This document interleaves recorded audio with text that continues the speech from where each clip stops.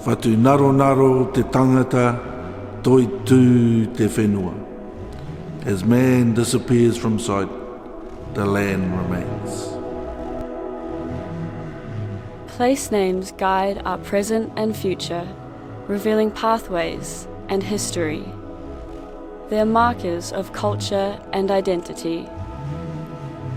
Māori place names tell stories of creation, ancestors, explorers and events, unveiling the land's stories and resources. Restoring these names aligns with Te Reo Māori revitalisation and strengthens our national identity. Just as Te Ao Māori reshapes our worldview, Māori place names unveil the journeys of those before us, grounding us in the whenua. They connect us and provide a new sense of belonging by recording the earliest relationships of people and places. They celebrate Aotearoa, New Zealand's unique identity. In the heart of Aotearoa's rugged landscapes, a story of ancient legends and enduring traditions unfolds. This is the story of the maunga, Pikirakatahi. According to legend, as the earth shapes its peaks and valleys, a wedge of pounamu was embedded in Pikirakatahi, the highest peaks in its range. This mountain is more than just a geological wonder. It's intertwined with the travels of Māori from Waitaha, Kātimāmoe and Kaitahu Iwi. The origins of the name Pikirakatahi have since been lost, but the name likely holds a connection to Chief Toitu, a founding ancestor of the Old South Island Waitaha Iwi. Many names of prominent mountains, lakes and rivers within the area relate to Toitu and his journey. Ko te atua o Taiahu toku mauka, ko tākau toku awa, ko tamate toku whare tipuna, ko kaitarua heki heki taku hapu, he uri ahau o kaitahu Kātimāmoe me Waitaha anō hoki, ko Edward Ellison taku ingoa o te whānau erihana, he uri Tāiaroa rawa ko karatai, tēnā rā koutou katoa. Edward Ellison, sitting here at my home, and I'm tūpoko of Te Rūninga o Tākau. Well, in our traditions, the uruau canoe is one of those very early canoe that brought people to this land. The uruau, and Rakaiautu is the founding ancestor of Waitaha and the associated people Rapawai, who were the first people in our accounts to set foot in Te Waipauname. Rakaiautu, however, in the meantime, journeyed down through the centre of the island, and our memory of that journey is recorded in the lakes and the maunga that he named, or in some accounts created with his digging stick, his kō, known as tūwhakaroria.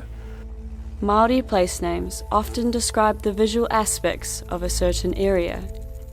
Therefore, we can at least assume the literal meaning behind Pikirakatahi. Piki, meaning to climb or ascend. Raka, or ranga in other dialects, meaning to rise up from the ground by the roots. And tahi, meaning first or one.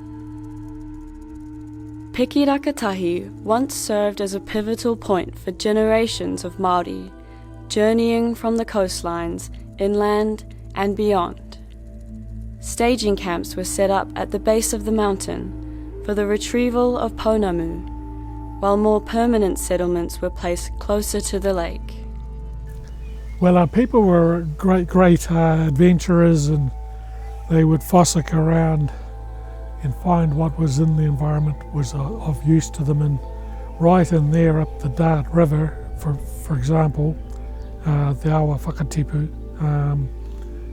they found pounamu. There's pounamu elsewhere in Te Waipounamu, but for the people from here, it's particularly important. Pounamu has many attributes. It can be made into tools. You know, you can make adzes out of pounamu for making waka or making whare, chiselling, and of course, very important for making weapons, patu and so forth. And so, in the right hands, and a well-trained warrior, a deadly enemy. And so it was durable and could hold an edge more than any other stone in the land. So it was a taonga for that aspect, crucially important for the types of the life the led and the resources they had to work with. So it was a really very strong trading item also, because there's a spiritual connection, and if you rub that pounamu, you're touching it where other people may have touched it, or your ancestors may have miri-miri'd it, you know. So it's about connection, touching a taonga like that of high quality, and it also connects you with other people who may have done the same thing. And if you're wearing a pounamu, my father always wore his against the skin. You might never have seen it, and many people wouldn't have known he had a pounamu on, but it was always against his skin. It had a hardness and a durability that was highly revered, a precious resource, and proven so by the fact that they'll go all the way inland by foot, right up to under the lee of Pikirakatahi, and gather their pounamu and bring it back out to the coast for a finer working. Pikirakatahi is not just a mountain. Pikirakatahi is a kaitiaki, a guardian that watches over the precious supply of pounamu. It stands as a marker for Māori travellers, signalling the end of their journey inland.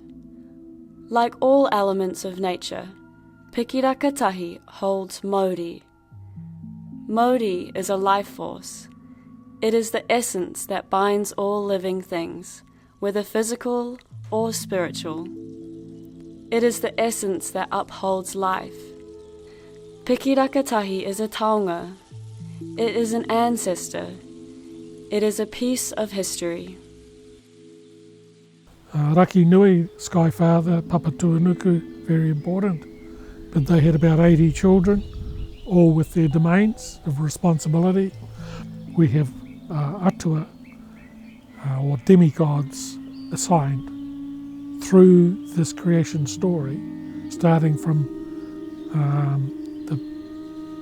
the time of nothingness through to the emergence of light, the arrival of water, and then life forms. And so there is no one God in that kōrero. There are many, as I've said, just the children of Raki Nui and Papa Tuanuku, 80 plus, all with their particular responsibilities, considered kaitiaki or guardians of those domains, those places, because we descend eventually from particular lines from that, from Raki Nui and Papa Tuanuku down to ourselves. So there is a whanaungatanga, or a connectedness, that then sort of governs how we work with our environment, how we live with it, respect it, take from it, give back, and have tikanga or rules that keeps the balance. For Kaitahu, these tales are bridges between ancient realms and present days. They are more than just stories. They are the foundation of identity, unity, and connection with the land. The origins of the name Pikirakatahi may be lost, but the stories and history of its significance remain. By recognizing the significance of Pikirakatahi, we hope a deeper appreciation for the rich history of our whenua can grow. Māori possessed a deep knowledge of their whakapapa, guiding them through ancient trails and bountiful gathering places. Retelling these stories and giving power to the original names of our region can strengthen our sense of connection, not only with each other, but also the places we each call home.